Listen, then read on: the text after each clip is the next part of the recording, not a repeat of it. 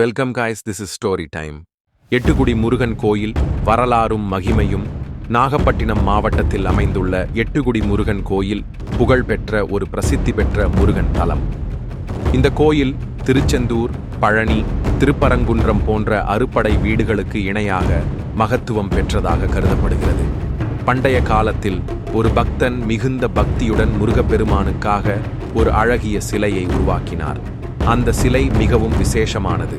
ஆனால் அதை திருவாவடுதுறை கோயிலில் பிரதிஷ்டை செய்ய முடியவில்லை.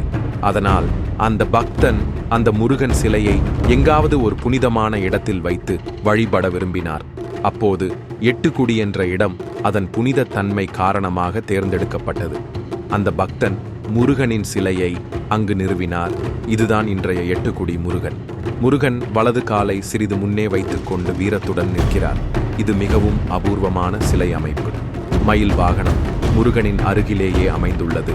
இது பல்வேறு கோயில்களில் காணப்படும் அமைப்பிலிருந்து வித்தியாசமானது. சிலையின் வடிவம் திருவாளர் சிலை என அழைக்கப்படும் இந்த சிற்பக்கலை தமிழ்நாட்டில் மிகவும் பிரசித்தி பெற்றது. இந்த சிலை சுத்தானந்தபுரம் மற்றும் ஏழுமலை ஆகிய இடங்களில் உள்ள முருகன் சிலைகளுடன் ஒரே கல்லில் வடிவமைக்கப்பட்டதாக கூறப்படுகிறது. எட்டுக்குடி என்ற பெயர் எப்படி கிடைத்தது? 8 + குடி என வந்த இந்த பெயர் அப்போது இருந்த 7 கிராமங்கள் மற்றும் ஒரு சிற்றூரின் சேர்க்கையாக இந்த இடம் அமைந்ததை குறிக்கிறது. இதனால் எட்டுக்குடி என்று பெயரிடப்பட்டது. எட்டுக்குடி முருகனை தரிசிக்க வரும் பக்தர்கள் பல நம்பிக்கைகளை கொண்டுள்ளனர். திருமணத் தடைகள் விலகும், கல்வியில் சிறப்புடன் வெற்றி பெறலாம், தொழில் வர்த்தகம் வளர்ச்சியடையும், மனக்கோட்பாடுகள் அனைத்தும் நிறைவேறும். இந்த நம்பிக்கையின் அடிப்படையில் பக்தர்கள் பால் அபிஷேகம், காவடி, முளைப்பாரி விழா போன்ற வழிபாடுகளில் ஈடுபடுகிறார்கள்.